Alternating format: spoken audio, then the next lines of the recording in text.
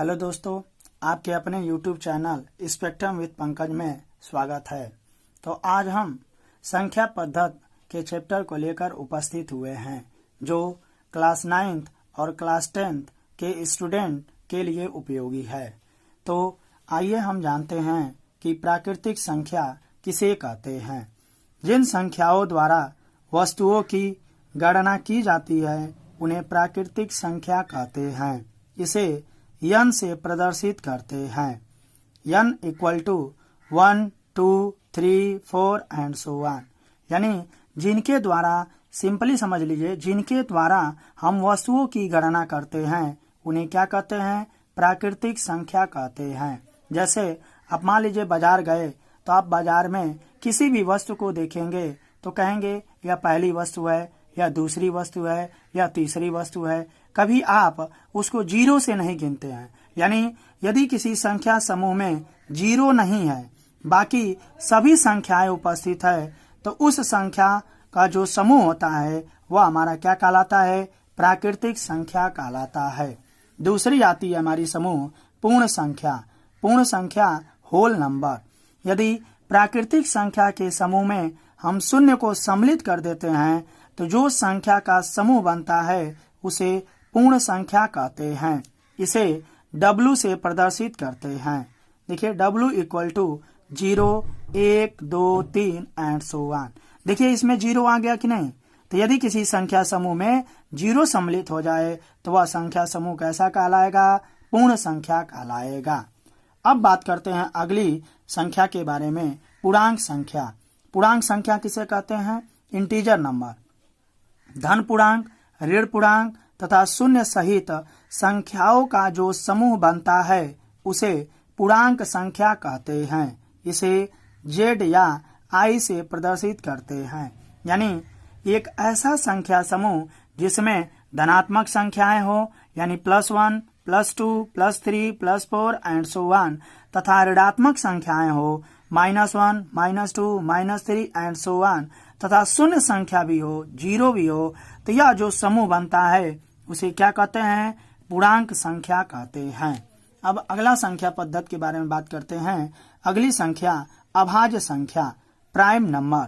जिन संख्याओं का स्वयं एवं एक के अतिरिक्त कोई अन्य गुणनखंड न हो उसे अभाज्य संख्या कहते हैं।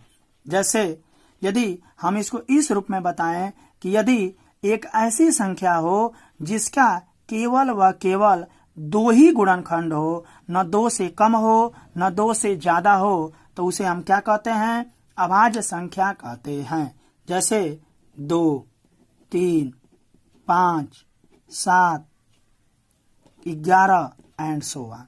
यानी अब बात कर लेते हैं इसका गुणनखंड। गुणनखंड उसे कहते हैं किस किस संख्या से यह कट जाए। तो आप जानते हैं 2, 1 तो पहले एक संख्या से कटेगा, 2 से कटेगा। 3 1 से कटेगा, 3 से कटेगा। 5 1 से कटेगा, 5 से कटेगा। 7 1 से कटेगा, 7 से कटेगा। इसी प्रकार 11 1 से कटेगा, 11 से कटेगा। अर्थात जिनके कम से कम केवल व केवल 2 ही गुणनखंड हो तो उस प्रकार की संख्या को हम क्या कहते हैं? अभाज्य संख्या कहते हैं। यानी 2, 3, 5, 7, 11, 13 ऐसे ही अनंत तक जो संख्याएं मिलती है उसे हम क्या कहते हैं? अभाज्य संख्या कहते हैं। तो इसमें पहला प्रश्न यह पूछता है कि सबसे छोटी अभाज्य संख्या कौन होती है? तो याद रखिएगा सबसे छोटी अभाज्य संख्या 2 होती है। लेकिन यही प्रश्न ऐसे पूछ दिया जाए कि सबसे छोटी सम अभाज्य संख्या क्या होती है, तो भी हमारा आंसर क्या होगा? 2 ही होगा। यदि यह प्रश्न इस प्रकार पूछ दिया जाए कि सबसे छोटी विषम अभाज्य संख्या क्या होती है, तो आप क्या बताएंगे? 3, क्योंकि 3 क्या है? विषम भी है और सबसे छोटी भी है, क्योंकि अब इससे कोई छोटी विषम अभाज्य संख्या नहीं है। तो अब बात करते हैं अगली संख्या भाज्य संख्या, जिसे कहते हैं कंपोजिट नंबर। तो कंपोजिट नंबर किसे कहते हैं? जिन संख्याओं के 2 से अधिक गुणनखंड हो उसे क्या कहते हैं? भाज्य संख्या कहते हैं। 2 से अधिक गुणनखंड। 2 से अधिक गुणनखंड का मतलब हो गया आपका 4, 6, 8, 9 एंड सो ऑन। यानी देख लीजिए एक ऐसा संख्या जिसके 2 से अधिक गुणनखंड हो, तो देखिए 4 आपका 1 से भी कटेगा, 2 से भी कटेगा और खुद 4 से भी कटेगा। 6 ले लीजिए, 1 से कटेगा, 2 से कटेगा, 3 से कटेगा और 6 से कटेगा। ठीक इसी प्रकार 8, 9 भी इसके भी 2 से अधिक गुणनखंड होंगे। तो जिन संख्याओं के 2 से अधिक गुणनखंड हो उसे क्या कहते हैं? भाज्य संख्या कहते हैं। तो इसमें भी प्रश्न पूछा जा सकता है कि सबसे छोटी भाज्य संख्या कौन सी होती है? तो सबसे छोटी भाज्य संख्या 4 होती है। याद रखिएगा, सबसे छोटी भाज्य संख्या क्या होती है? 4। यदि बात कर लें 1, तो 1 न तो भाज्य संख्या होती है और न ही अभाज्य संख्या होती है। यानी 1 भाज्य संख्या भी नहीं है और अभाज्य संख्या भी नहीं है।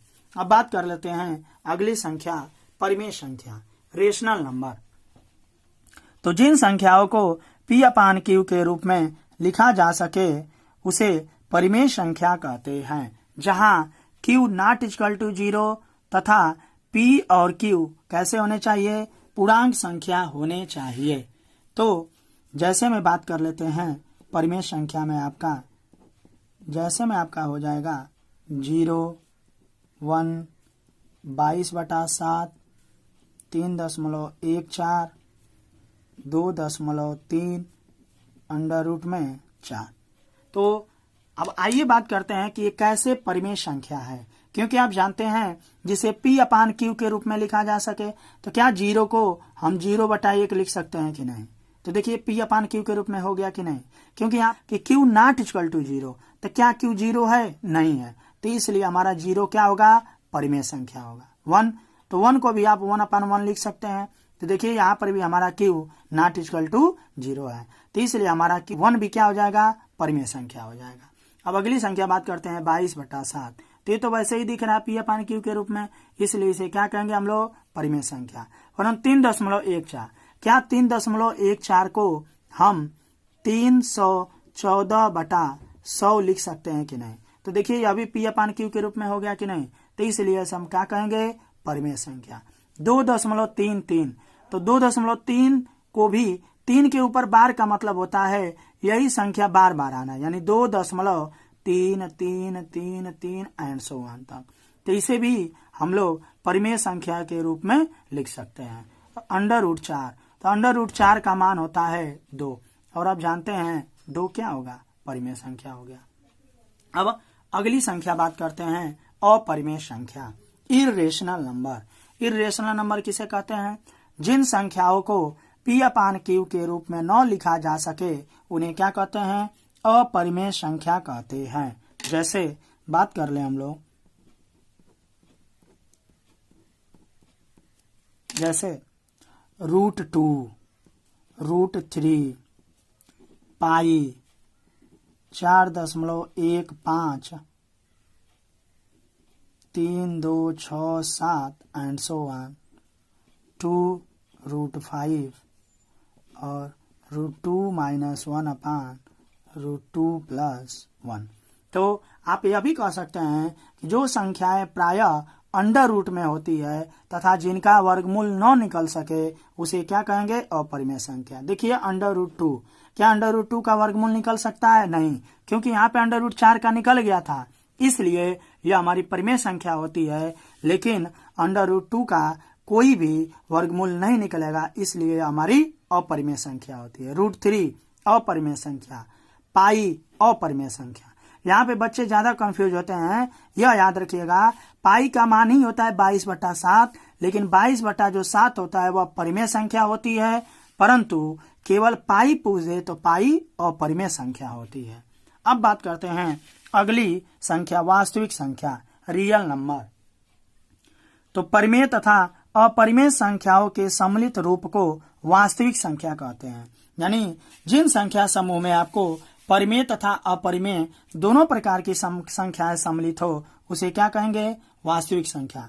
जैसे हम बात कर लेते हैं,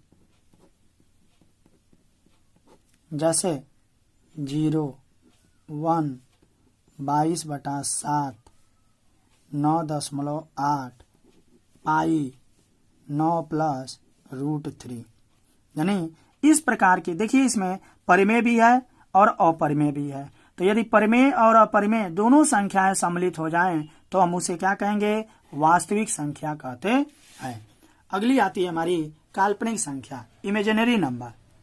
जो संख्याएं वास्तविक न हो काल्पनिक संख्या कहलाती है। अर्थात इसमें आई इंक्लूड रहता है। यानी हम कोई संख्या लिखते हैं जैसे 2i, 3i, अंडर रूट में -4। तो देखिएगा जहां पे 2i आ जाए, 3i आ जाए तो यह हमारी क्या कहलाएगी? काल्पनिक संख्या। -4 को हम लोग अंडर रूट -4 को 2i भी लिख सकते हैं। तो यह 2i हमारी क्या हो गई? काल्पनिक संख्या। अब बात करते हैं सम संख्या। सम संख्या किसे कहते हैं? तो सम संख्या में आप पढ़ेंगे इवन नंबर। जो संख्याएं 2 से विभाजित होती हैं यानी पूर्णतः विभाजित होती है तो उन्हें क्या कहते हैं? सम संख्या कहते हैं। जैसे 2, 4, 6, 8, 10 एंड सो ऑन। यानी देखिए यार 2 से कट जाएगा, 4 2 से कट जाएगा, 6 2 से कट जाएगा, 8 2 से कट जाएगा। यानी जो संख्याएं 2 से पूर्णतः विभाजित हो जाती है उन्हें क्या कहते हैं? हम लोग सम संख्या कहते हैं। अब लास्ट संख्या हम बात करते हैं विषम संख्या, ऑड नंबर। जो संख्याएं 2 से विभाजित न हो उन्हें विषम संख्या कहते हैं। यानी जो 2 से न विभाजित हो, जैसे 1, 3, 5, 7, 9 एंड सो ऑन। क्या यह 1 2 से कटेगा? नहीं। 3 नहीं, 5 नहीं। तो इसलिए इसे हम क्या कहेंगे? विषम संख्या। तो आज हम नंबर सिस्टम के बारे में बात किए। यदि यह वीडियो आपको अच्छा लगे तो आप इस चैनल को लाइक एंड सब्सक्राइब करें। धन्यवाद।